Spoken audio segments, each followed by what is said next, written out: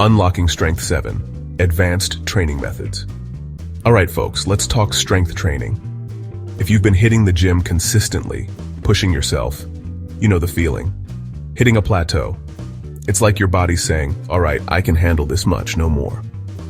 But what if I told you there are ways to break through those plateaus, to tap into a whole new level of strength you didn't know you had? We're not just talking about adding more weight. We're talking about advanced training methods that challenge your muscles in a different way, forcing them to adapt and grow stronger. These techniques activate deeper muscular adaptations and enhance your neuromuscular efficiency. Basically, they make you more powerful, more explosive. Today, we're diving deep into 7 of these game-changing methods. We're talking cluster sets, rest-pause training, contrast training, accommodating resistance, isometric holds, eccentric overload, and velocity-based training. Stick around because this information could revolutionize the way you train. Cluster sets, hacking fatigue for explosive strength. First up, we've got cluster sets. Imagine lifting 90 to 95% of your 1 rep max. Do 4 to 6 reps, but take a 10 to 30 second break between each rep. Sounds crazy, right? But it works. Those short breaks clear out fatigue, maintaining intensity. You're hacking your body's recovery system. Load up 90% of your 1 rep max and aim for 4 reps. Take a 20-second break between each rep. You'll be surprised at how much more weight you can handle. Cluster sets are killer for developing power. Train your body to generate maximum force, even when fatigued. It's like training for explosive moments in sports or life. Rest pause training, CNS overload for max strength. Now let's talk about rest pause training. This one's for those who like to push their limits. Take a set to failure, rest for 10 to 15 seconds, then do a few more reps. You're telling your body, we're not done yet. It's brutal but effective for strength and size. It forces your CNS to adapt to near maximal loads. Like a CNS boot camp, improving muscle fiber recruitment. Load 85% of your max and do as many reps as possible. Rest 15 seconds, then do 2 or 3 more reps. Rest again and squeeze out 1 or 2 more. This method breaks plateaus and shocks muscles into growth. Use proper form and have a spotter when going heavy. Contrast training, unleashing explosive power. All right, let's talk about contrast training. This technique is all about maximizing power output by pairing a heavy strength exercise with an explosive movement. It's like training your muscles to switch gears from slow and controlled to fast and powerful. Think of it like this.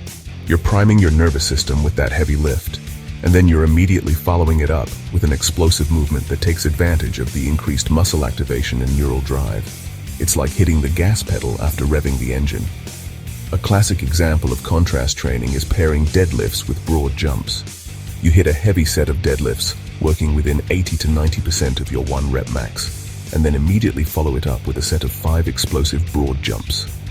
You can also apply this principle to other exercises, like pairing heavy squats with vertical jumps or heavy bench presses with plyometric push-ups. The key here is to focus on explosiveness during those plyometric movements. You want to generate as much force as possible in the shortest amount of time. Contrast training is a fantastic way to develop power and athleticism, whether you're a seasoned athlete or just looking to improve your overall explosiveness. Chapter 4. Now let's dive into the world of accommodating resistance, specifically using chains and bands. This technique is all about making those big lifts even more challenging by adding variable resistance throughout the range of motion. Think about it. When you're squatting, benching, or deadlifting, the resistance isn't constant. It's easier at the bottom of the movement and gets harder as you move through the concentric phase. Chains and bands mimic this natural resistance curve, making the lift progressively harder as you extend. Let's take the bench press as an example. You can attach chains to each end of the barbell, allowing them to stack on the floor at the bottom of the movement. As you press the weight up, the chains lift off the ground, adding more resistance. This forces you to recruit more muscle fibers and accelerate through the entire lift, eliminating sticking points and building explosive power. Bands work similarly, providing increasing resistance as they stretch. You can loop bands around the ends of the barbell or use specialized band pegs. Accommodating resistance is a game changer for strength athletes looking to break through plateaus, improve force production, and develop explosiveness. Chapter 5. Isometric holds overcoming and yielding for ironclad strength. Let's talk about isometric holds, a deceptively simple yet incredibly effective training method. Now, there are two main types of isometric holds, overcoming and yielding. Overcoming isometrics involve pushing or pulling against an immovable object, like trying to move a wall. Think of it as flexing as hard as you can against an unyielding resistance. This type of isometric is fantastic for building strength in specific positions, especially those weak points in your lift. Yielding isometrics, on the other hand, involve holding a heavy weight in place, resisting its downward force. A classic example is holding a heavy barbell just below lockout during a deadlift. Yielding isometrics are great for building maximum tension and strengthening tendons and ligaments. Let's say you're struggling to lock out your deadlifts. You can incorporate yielding isometrics by adding a pause just below lockout for 10 to 15 seconds, resisting the weight's pull. This will help you build strength in that specific position and improve your ability to finish the lift strong. Isometric holds are a versatile tool that can be incorporated into various exercises. They're great for building strength, improving stability, and enhancing neural efficiency. Chapter 6. Eccentric overload, the negative side of strength. Now let's get into some eccentric overload, also known as negative training. This method focuses on the eccentric or lowering phase of a lift, where you're actually stronger. It's all about controlling the weight as you lower it slowly and resisting gravity's pull. The idea behind eccentric overload is to use a weight that's heavier than your concentric 1 rep max, typically 105 to 120%, and focus on a slow, controlled descent, aiming for 3 to 6 seconds.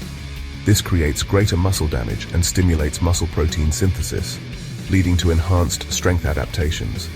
Now, because you're using a weight that's heavier than what you can lift concentrically, you'll need spotters or specialized equipment to help you reset the lift. For example, you can do eccentric focused squats by having spotters assist you on the way up after you slowly lower the weight. Another great exercise for eccentric overload is negative pull-ups. Jump up to the top position of a pull-up and then slowly lower yourself down for 6 to 8 seconds, resisting the pull of gravity.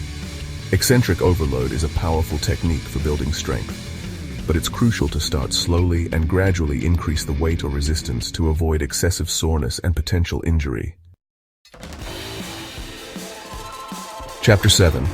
Velocity-based training speed kills plateaus. Last but not least, let's talk about velocity-based training, or VBT.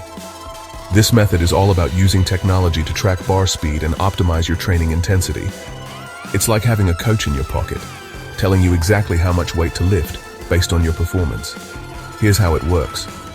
You attach a velocity tracker, like GymAware or Vitruve, to the barbell, and it measures how fast you're moving the weight. This real-time feedback allows you to adjust the load dynamically, ensuring you're training at the optimal intensity for your goals. VBT is incredibly helpful for preventing overfatigue and ensuring you're training in the right rep range for your desired outcome. For example, if you're aiming for max strength, you'll want to keep your bar speed between 0.15 and 0.35 meters per second. If you're focusing on power, you'll aim for a faster bar speed, between 0.5 and 1.0 meters per second. The beauty of VBT is that it takes the guesswork out of training. You're not relying on feel or intuition. You're using objective data to make informed decisions about your training. This leads to more efficient workouts, faster progress, and a reduced risk of injury. So there you have it, folks. 7 advanced training methods that can help you shatter plateaus and unlock new levels of strength. These techniques go beyond basic progressive overload, targeting neuromuscular efficiency, explosiveness, and fatigue management. Whether you're an athlete looking to dominate your sport, a powerlifter chasing PRs, or just a regular gym goer who wants to push their limits, incorporating these methods into your training can make all the difference. Remember, the key is to start slowly, experiment with different techniques and find what works best for you.